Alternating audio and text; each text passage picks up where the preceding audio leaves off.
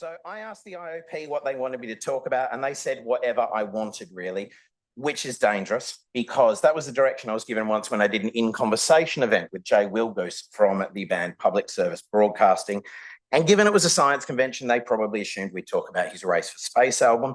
But instead, we actually spent the first 15 minutes of the session talking about which was the best Dire Straits album.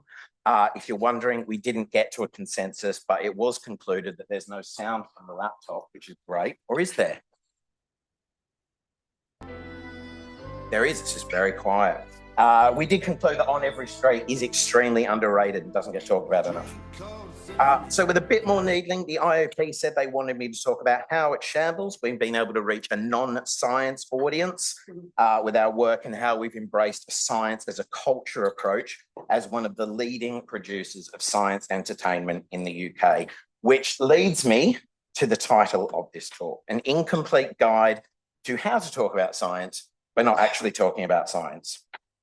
I believe that a key component to communicating science or anything effectively is authenticity. So as such, I'm going to be giving today's talk as myself, and that means I'm going to be speaking very quickly. There's definitely going to be some swearing, and I'm going to say some things that will make a lot of you mad, like all science communication courses should be banned. So you've been warned. Okay, let's lay some shambolic foundations in case some of you have spent the last couple of minutes trying to hide your phone in your lap and Googling who the fuck is this guy and what is a cosmic shambles. We are independent creators, Mr. Slide, creators of content for the curious. 2 decades ago, the comedian Robin Ince, who you perhaps best know these days as a best-selling author and co-host, co-creator of The Infinite Monkey Cage on Radio 4, pioneered a series of variety nights for charity that mashed up the traditional variety fare of music and comedy and poetry and that sort of thing with science. These nights, which were then called 9 Lessons and Carols for Godless People, now Curious People, have since become an annual institution that celebrate curiosity and excitement and coincidentally tickets for this year's odds. As for me, I had been peppering the TV and theatre work I was doing in Australia with a lot of science content, but I moved to the UK in 2005 because Australia had no interest in those things. And I almost immediately crossed paths with Robin, and we've basically collaborated and created, been close friends, and emptied the nation's secondhand bookshops together ever since. We co-created the Cosmic Shambles Network about 10 years ago as a way to put all the various science entertainment content that we created under one banner. And these days, we make this sort of content all around the world, from podcasts, panel shows, web series, social media content, documentaries, live shows and tours like 9 Lessons and Robin and Brian Cox's Christmas Compendium of Reason, and lots of others.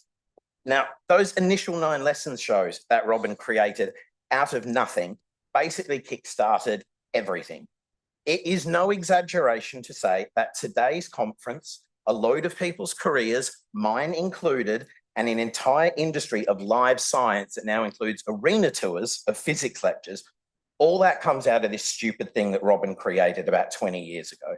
When I mentioned the phrase science is culture earlier, before Robin, it honestly wasn't in the UK. Certainly not in the way that it is now.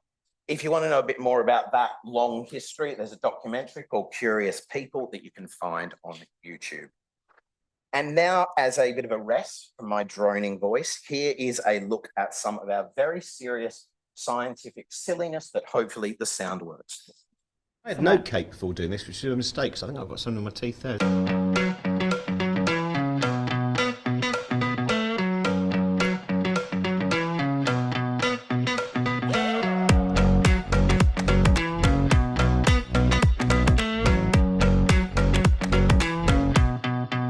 Go!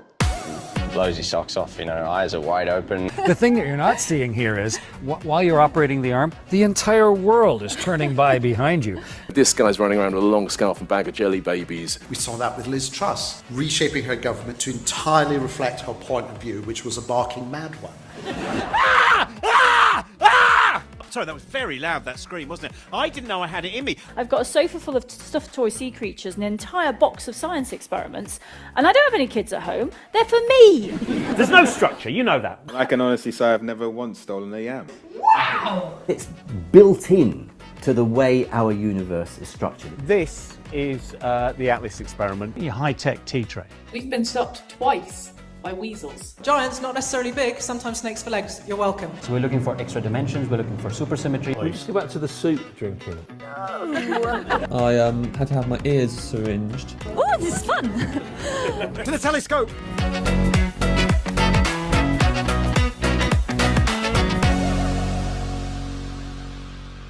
So if you were confused before, and not just by the lip sync, you're probably even more confused about what we do now. So basically, the essence is we're interested in stuff, and we think you should be too. So today, hopefully, there might be some useful philosophies I can impart to you about our experience, and at the very least, it might give you something to think about. So let's get started. And just for clarity, I'm going to be speaking today mostly about situations where your audience is a more general audience rather than presenting to your department, but hopefully something will be relevant to that as well.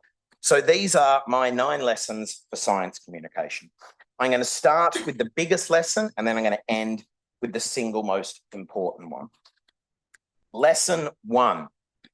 SciComm is not a genre, and the word should be struck from your vocabulary, and all SciComm courses should be banned.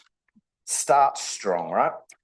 Communicating science or science communication is wonderful and essential. This, however, in my humble and correct opinion, is not SciComm.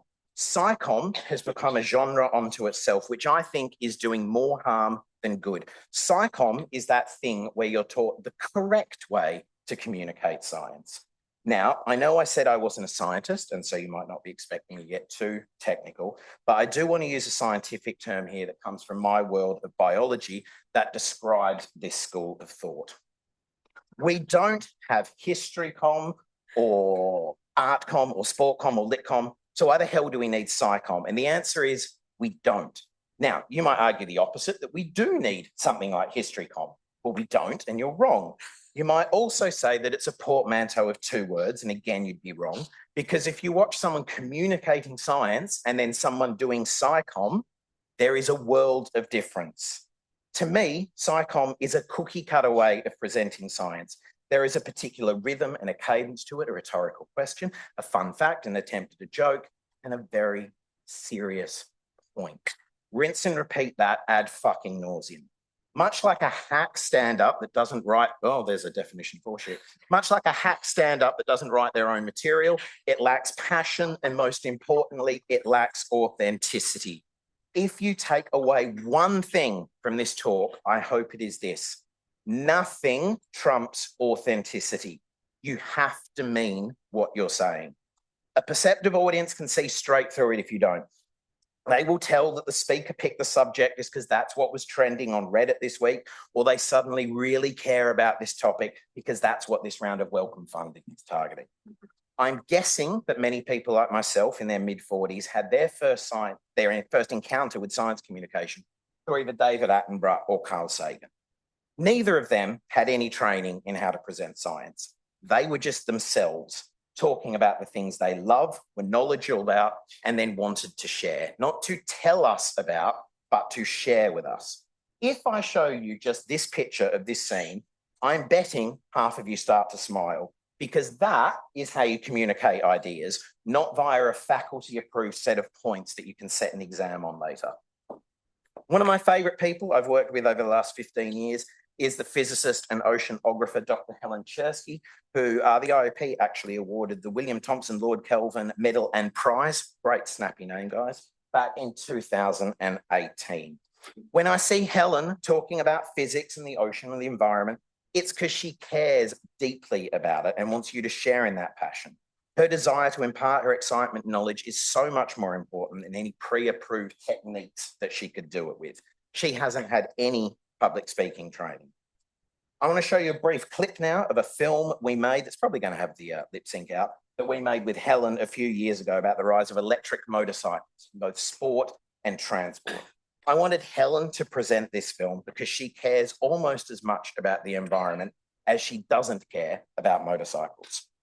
So as you watch this short clip, keep in mind that this particular bit, we turned the cameras over about 30 seconds after we discovered what you'll see her find in this thing. Now, we've just found a thing which I did not expect to see. But one of the things that surprised me is that the way people get around Silverstone, which is quite a big place, is everyone's on little scooters, which is very cute when there's all these big beast motorcycles nearby.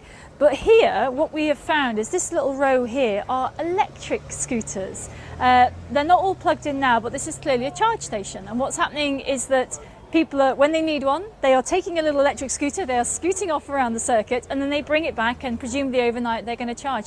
And what is amazing about that, here in the home of petrol heads at Silverstone, is that at the same time as the MotoGP, which is the big event this weekend, very big loud bikes, this technology, this perfect use case for electric bikes is sneaking in around the edges. Here they all are, no one's making a fanfare about them, they're just the best thing for the job. And they're sneaking in, and I think that's what electric technology like this is going to do. I'm a fan of it. It's just going to be more useful. It's just going to be the right thing for the job. And here it is, and it's brilliant.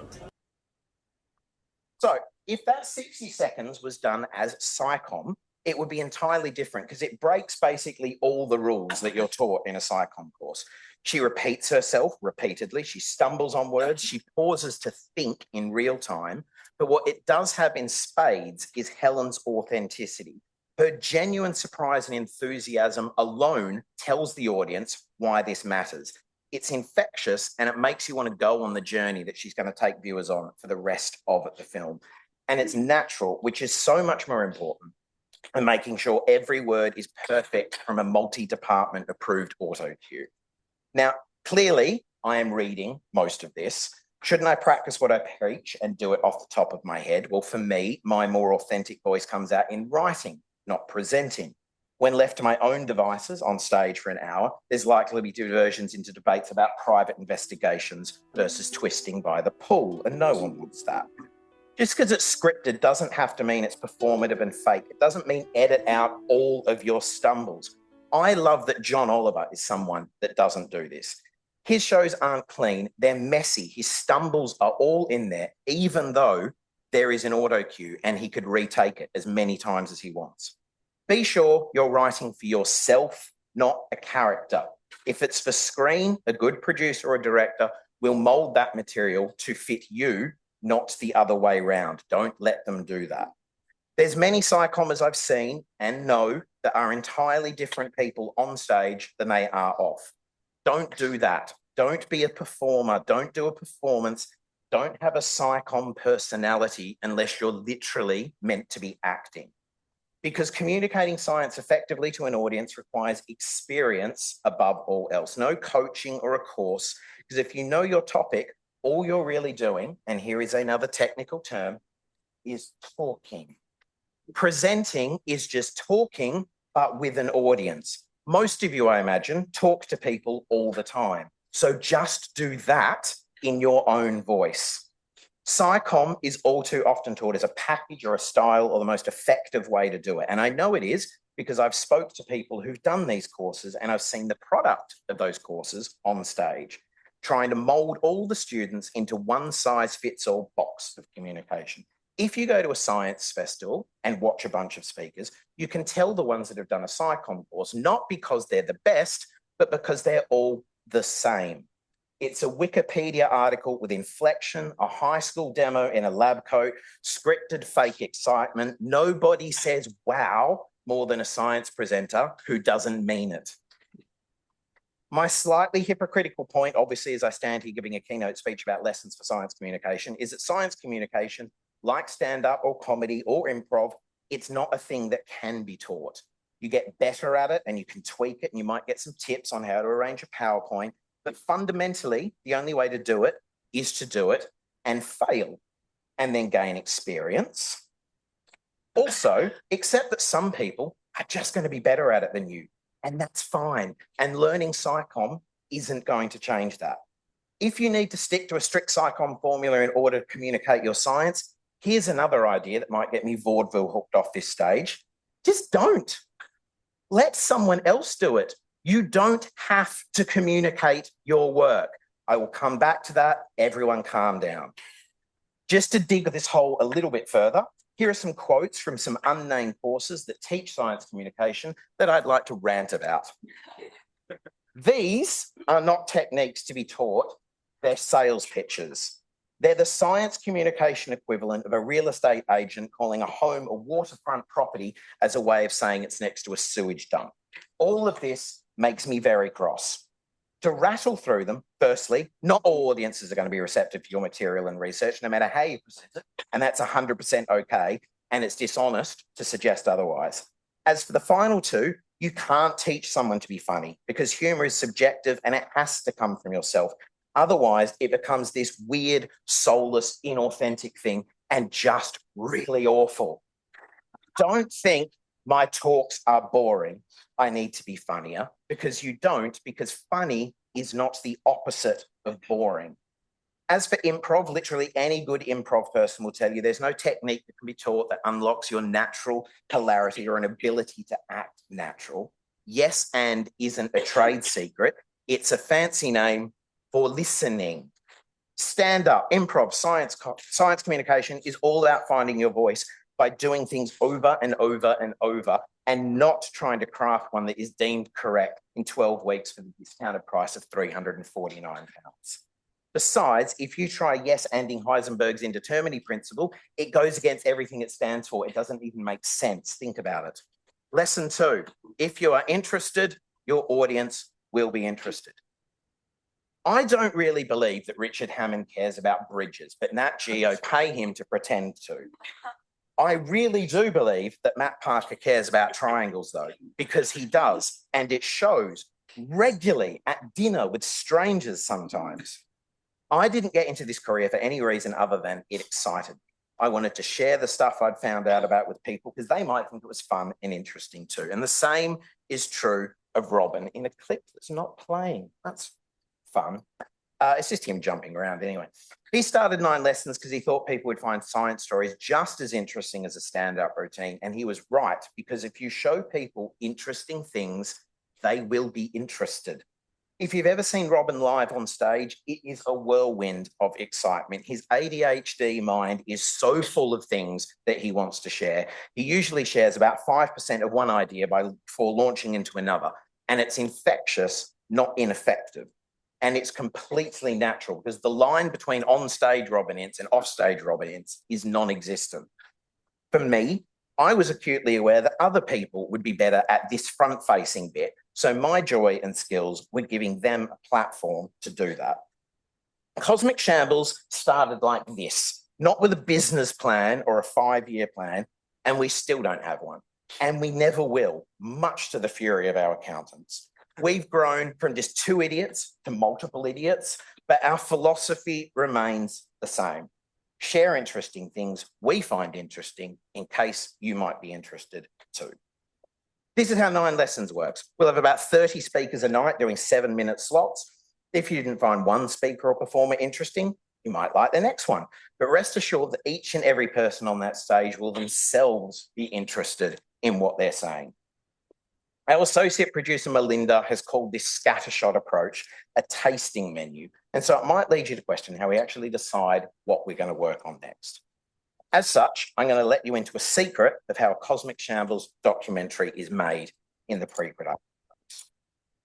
Robin or Trent calls one or the other. I've got an idea, one says. Oh yeah, what? Well, I just found this 3-volume collection of science gossip from 1930 in a secondhand shop in Peterborough. There's stuff about toads and wasps and raven. It's brilliant. So I bought all of them and we should do something with it. Great. See you Thursday. End of phone call. Science gossip, drying starfish, fossil teeth and scales of fish, the thrush at Rome, early wasp. But today, stutterers in the frontiers. It's not out yet, but it will be. Which leads us neatly into lesson 3. Lesson 3, adhere to the 3-meeting rule. Over the course of my career, I have attended far too many meetings, especially meetings in which the final achievement of the meeting was to set another meeting.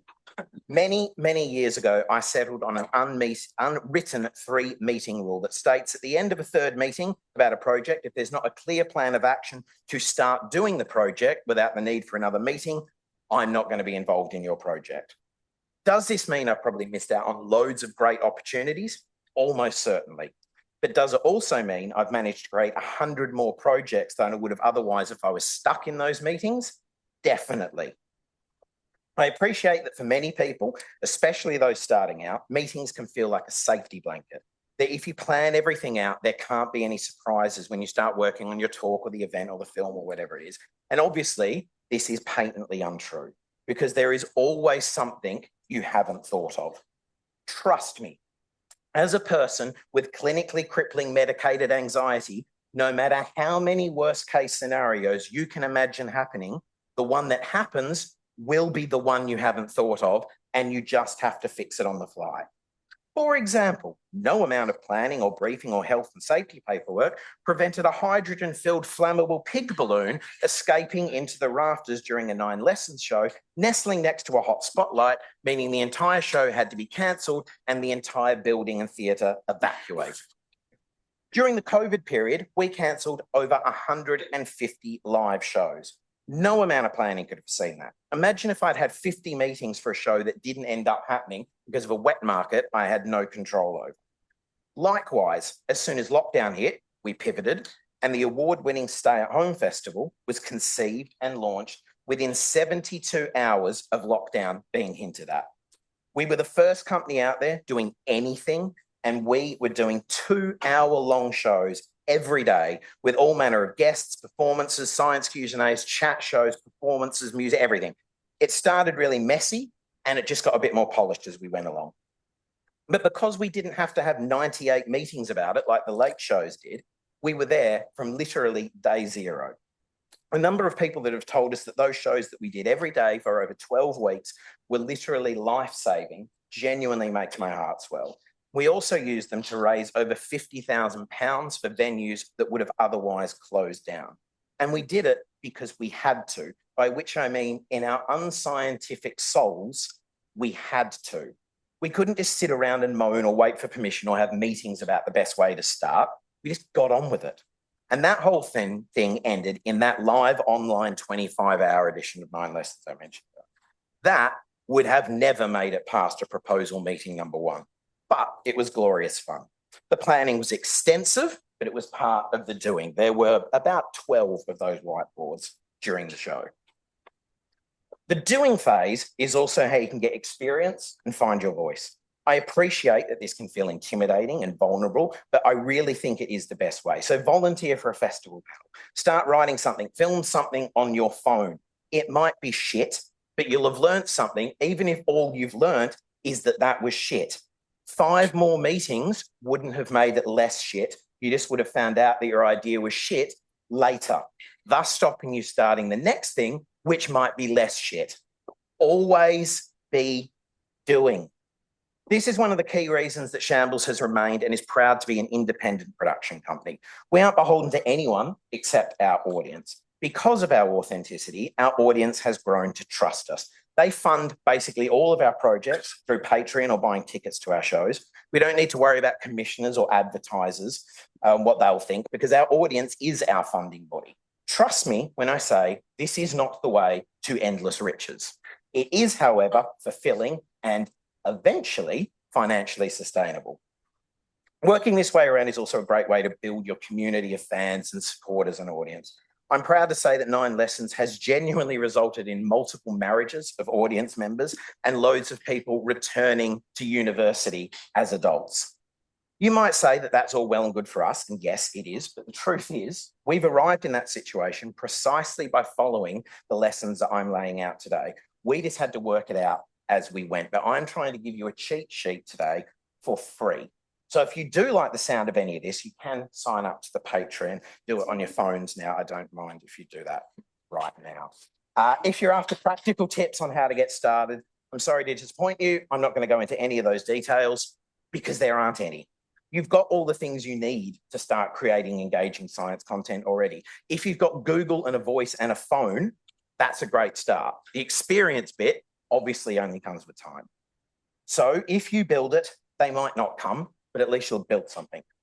Please do remember, though, that I am talking about art and science communication here, not building a bridge. That bit probably does require a lot of meetings, but none of them need to involve Richard Hammond. Lesson 4, let your audience find you. Don't just make content that you think is going to be popular.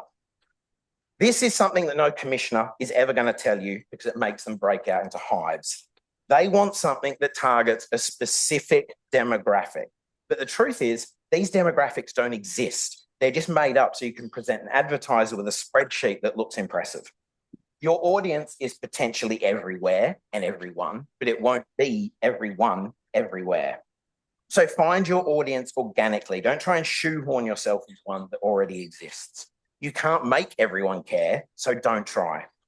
Remember that you will know your audience better than anyone else because your audience is you. What do you want to listen to? Make that. If you sit down and try and committee create something based entirely on what will be as broadly mainstream, as popular as possible, then yes, you might luck into something and end up with something that is wildly popular. But I can also promise you that that will be dull and lifeless and devoid of any genuine merit or interest. One of history's greatest communicators and storytellers is Billy Connolly. And he once said that if someone expresses a desire to become a politician, that should automatically exclude them from becoming a politician. The thought being you're more enamored with the job title than you are making a difference. So if you decide that you want to be a psychommer as your first point of call, that's probably a red flag. The scientists we work with at Shambles didn't decide to be science communicators. They just started communicating their science in a genuine and authentic way, and some of them have turned that into a full-time career. So let's say you do want to communicate your science for all the right reasons. How do you find that audience organically then? Back to lesson 3, just always be doing. And through the failures and rejections early on, remember that there are loads of people like me that are always at events and online looking for new and exciting voices to work with.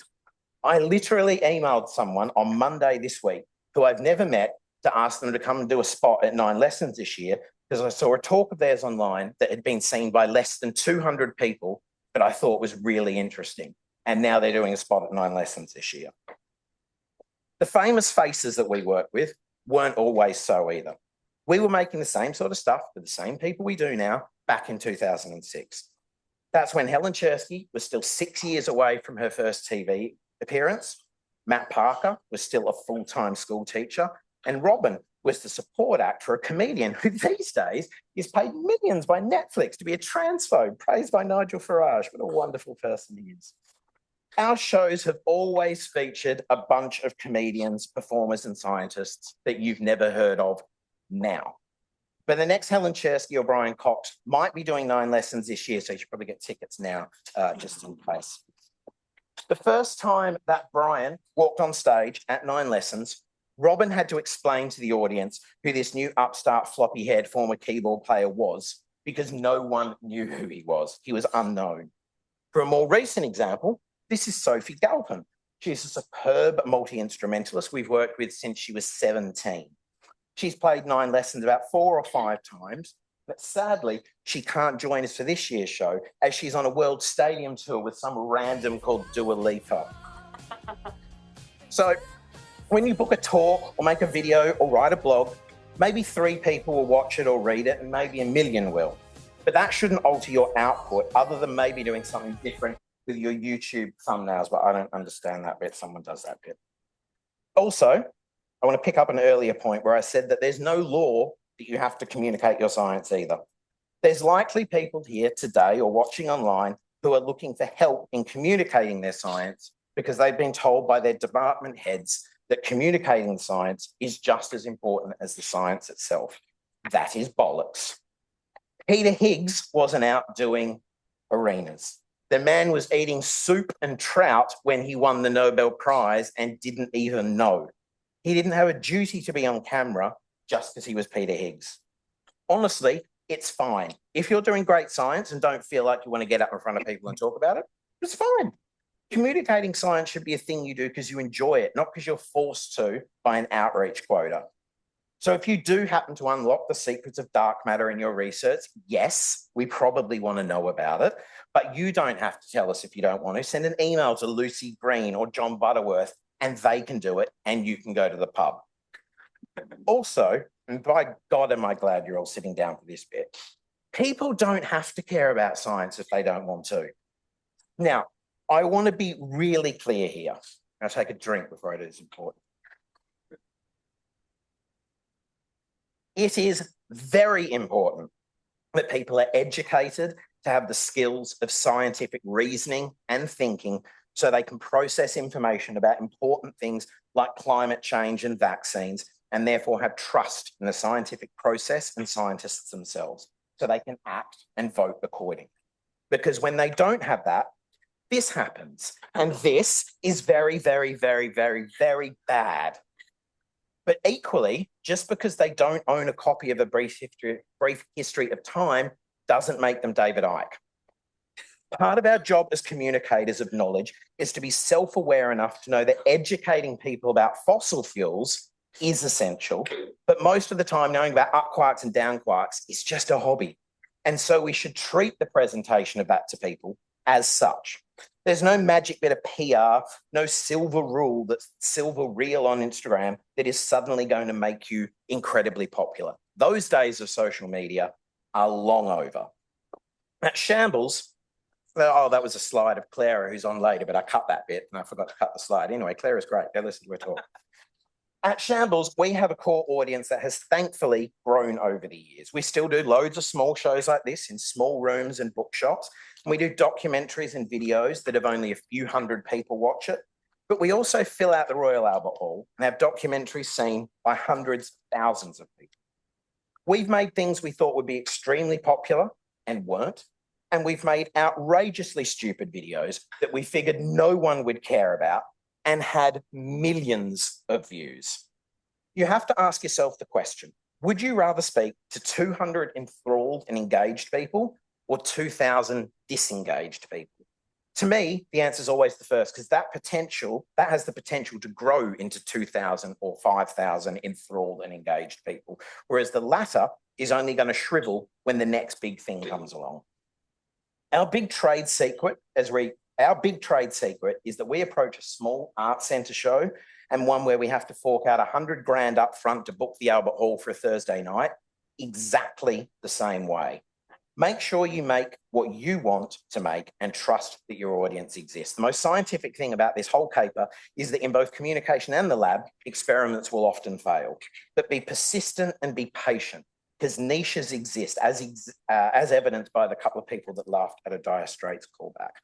Don't think, oh, but if you do it this way, the public will like it more and it's going to be more popular, because they might not. They might hate it. So I want to, as a case study, I want to tell you about a show called Space Shambles. That's a picture from it, and that's a picture from it. Space Shambles was a one-off gala night that I produced, directed, and curated, and wrote with Robin and Melinda that closed the Royal Albert Hall's inaugural Festival of Science back in 2018. A hall that emailed me out of the blue as a fan of a podcast of ours and asked if we'd like to do a couple of science podcasts in the 200-seat Elgar room that was part of the festival. So I went for a coffee at the hall to discuss it. That was meeting number one.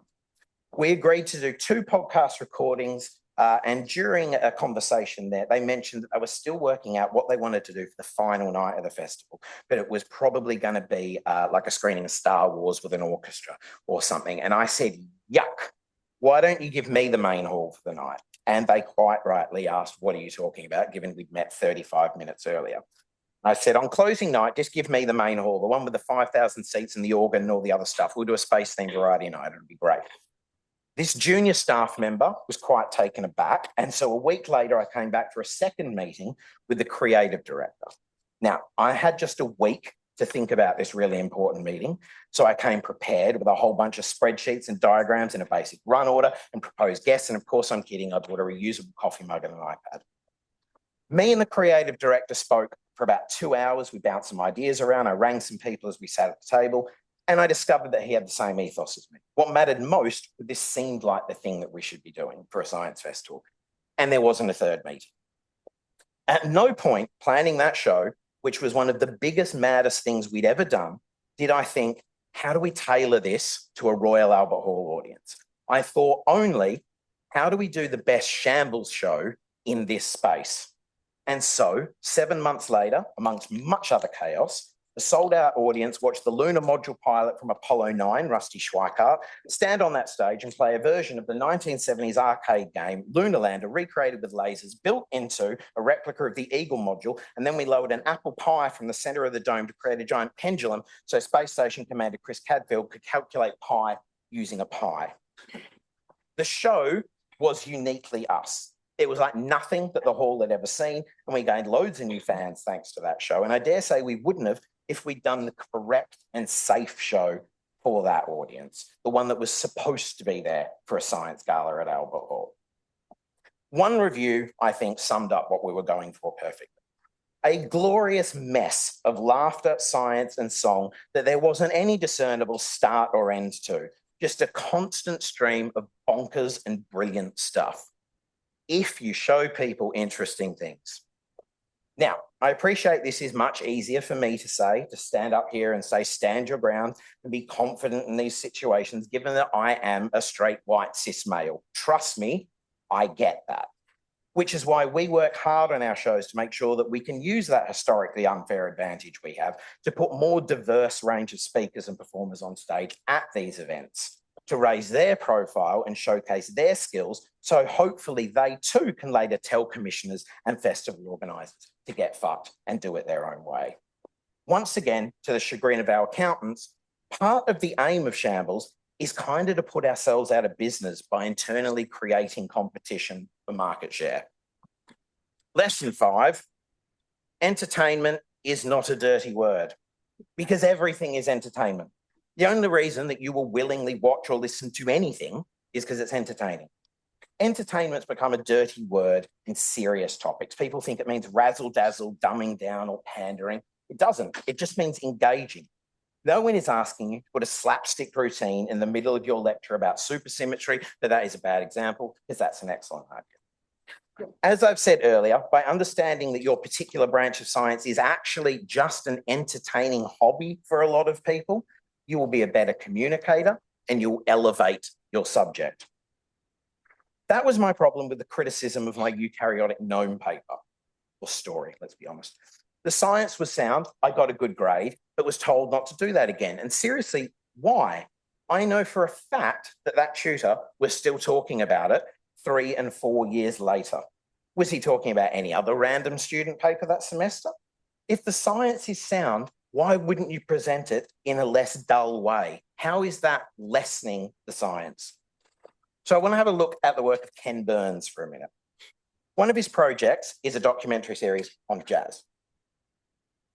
It is 1,140 minutes long and deals with the history of jazz and jazz music only from 1917 to 1960.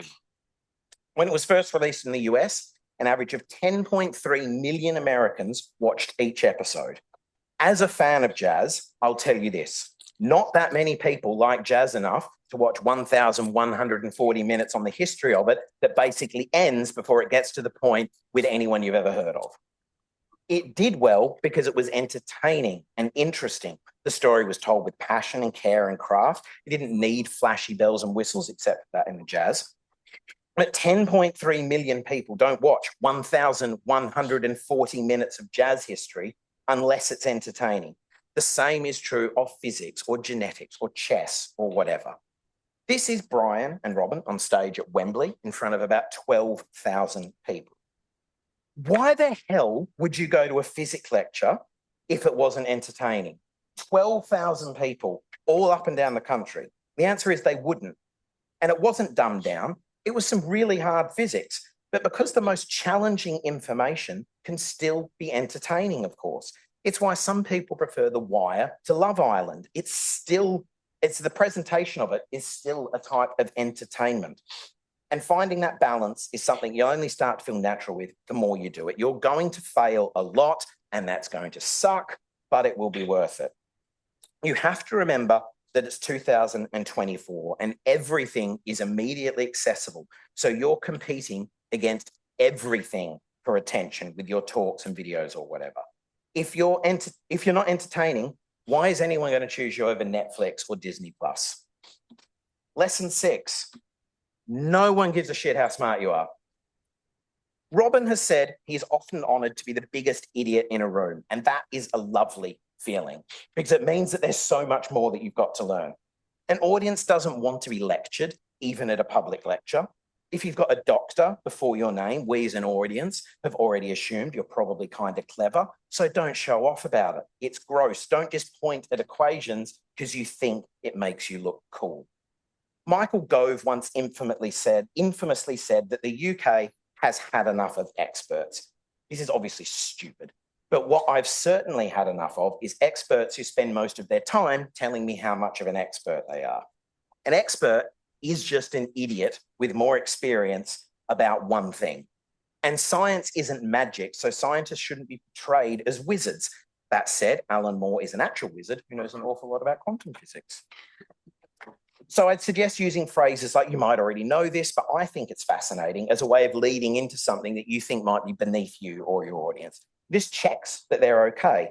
Likewise, don't assume that everyone knows everything that you do, and don't try and be funny and say things like, I don't need to go over this because this is really high school stuff, because there'll be someone in your audience who got scared off of science because of that sort of attitude, and they've just dipped a toe back in, and now you're scaring them off again. There's no stupid questions if they come from a place of genuine curiosity, you know, like the opposite of Lawrence Fox. Remember that most people in your audience are going to be normal people who've come along because they're interested. And a lot of the time, they'll have paid to be there. You don't pay money to be mocked and talked down, so you can get that from your parents for free. So don't mock those that don't understand or don't care as much as you over anything, but particularly things that really matter, like climate change.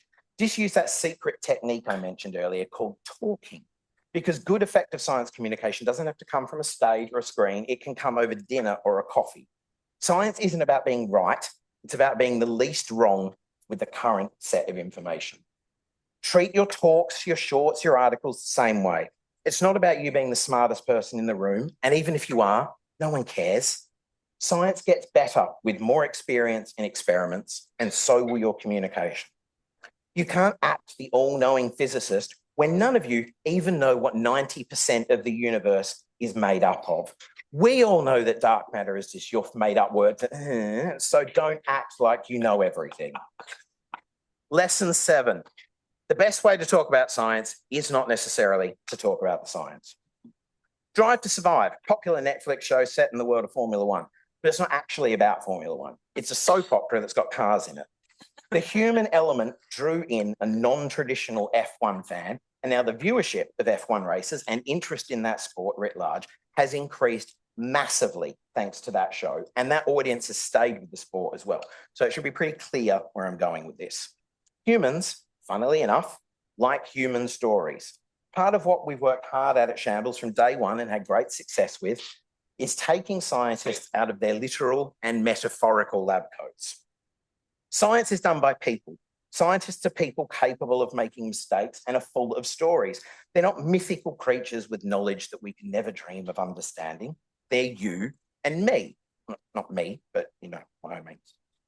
I have watched Brian Cox punch and call an espresso machine a massive twat because he couldn't work out how it worked. Scientists are idiots just like the rest of us. They just know lots about one particular thing, or particle thing in his case. People will delight in stories of Darwin playing a bassoon to a worm, or Tycho Brahe having a nose made of gold, or Andrean arguing with NASA that human genitals wouldn't be offensive to aliens. And then, while telling people those stories, you can let them into a world of evolution through natural selection, or astronomical observation, or space travel. This has always been the not very secret plan of our shows. Come for the cure, stay for the chemistry. It's our honey trap approach. Nothing excites me more than someone leaving one of our shows and saying, I actually enjoyed that, and then buying a science book in the foyer. There's still a perception that Joe the plumber won't like science, and that's because it's been presented to them wrong, either in a cold, dry, and inhuman way, or in an inauthentic psychom way that just feels patronizing. Science is just more stories. They're just based in reality. The best way to get someone who's got no interest in Formula One to watch a Formula One race is to have them watch an engaging drama about the people involved first. Then they're invested. The best way to get people to engage with science is not to talk to them about science, The science itself is only going to matter to a non-scientist and non-science interested people when they're aware and engaged with why and how it matters, or they feel a connection to the messenger. If you want the public to care about climate change, tell them a story. If you want them to be in awe of the scale of the universe, tell them a story. We don't lecture children at bedtime. We read them a story. We don't just read the alphabet to them. We give them Sesame Street. I saw on the schedule that later today, there's a talk about using fairy tales for communicating science to children. Love it. Do that with adults as well. As an example from our own work in my feature film, Rapid Motion Through Space, An Incomplete History of Speed, early in the film, mathematician Matt Parker explains to the audience the basic maths behind the calculations of speed, acceleration, and velocity. And Matt talks about how the equations are just the equations without being able to experience the speed that they're calculating. He does a jokey setup that makes it look like we're going to strap him onto the back of a Grand Prix motorbike, but it just leads into him playing a MotoGP. But then, about 90 minutes later in the documentary, we do this. If nothing else, I'm glad that we don't have the budget to put me on one of these bikes for real. Turns out we got the budget. Yeah, so you might think Hannah's here for emotional support? No. No. Quite no. the opposite. Checking the maths. I am. It's going to be.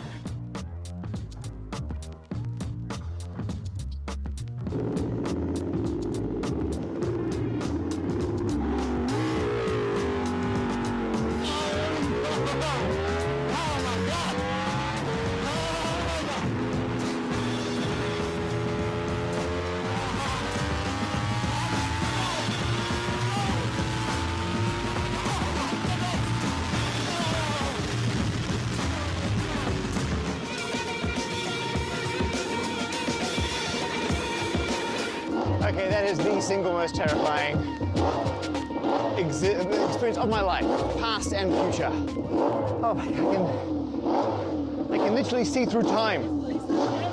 Everything I thought I knew about friction was a lie. So top speed he got up to in that was about 295 kilometers an hour. And that is edited footage from a much longer sequence in the film, which you can see on our YouTube channel. But that's a moment in the film that captured viewers because of the sheer human element of it. As such, people now got hooked into that moment, which meant that we got to do lots of other follow-up videos, which proved really popular as well, about other types of maths because the numbers had now become humanized. To paraphrase Feynman, knowing more about the story of the science doesn't detract from the science, it only adds. And speaking of Feynman, it's also much easier to separate the science from the scientist than it is art from the artist.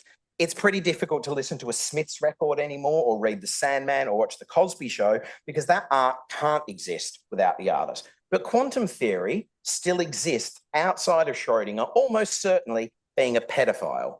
So tell these stories too, because it helps humanize the science even more and doesn't look like we're trying to hide that stuff away, like that science is something that is above the foibles and horrors of humanity.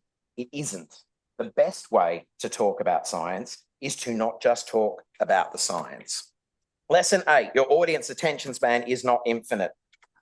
Every single thing you want to include in your talk isn't necessary. You'll cut out the wrong bits, you'll cut out the right bits. You'll always remember cutting something that you should have included and then you forgot. And sometimes you have to cut out a really amazing story about Jim Al-Khalili and a jazz band.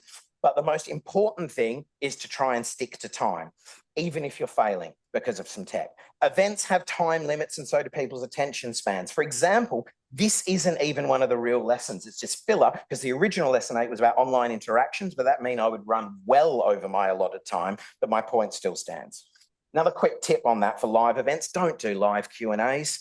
Have people send in questions at interval, have them text them in or tweet them, or don't use Twitter though, some other social media thing during the talk. And then you can pick and choose the best ones, which is, or you can do what I'm going to do, which is I'll just be around all day and you can come and ask me anything you want whenever. Because if you do it live, that is another chance for someone to try and show that they think they're the smartest person in the room, when usually they're just someone, and by someone, I mean a middle-aged white man, who wants to offer up their own personal theory of quantum gravity that they'd love a few minutes to summarize for you right now in a few words. That has happened to us twice by different people. Now, as promised, the most important lesson of all. Always bring your own cables. It doesn't matter what the venue is and how much they promise you, swearing on the lives of their own children. They have every possible cable required to hook your very specific laptop to their very specific screen. They don't, and they might, but they don't. The venue is irrelevant. I've produced shows in 40-seat rooms above a pub that have more cables and adapters than a Macklin's, and I've been in the main hall of Ali Pali where they didn't have a bog standard HDMI connector, but I did because I always bring my own cables. So that's it. Low battery. This is good timing. If I had to summarize all of this in one of those TLDR things that the kids do, it would be this: be authentic, give a shit, and always be doing. Today's sermon has been in my authentic voice because I care deeply about this stuff and what we create and what we put the Shambles name on. And I hope that that shows in what we do. And remember, if you don't care deeply about communicating your science, no one's forcing you to. And if your university is forcing you to, they can take it up with me. I hope some of what I've said might be useful about how you might or might not communicate science. As I've said, I'll be around most of the day if anyone wants to chat to me about anything. And finally, to put it all in perspective, to summarize how I'm able to impart these lessons to you and ultimately why I am standing here today, I want to focus on one final, very important message. And that is patreon.com/cosmic shambles. Thank you. Take care. Be good to each other.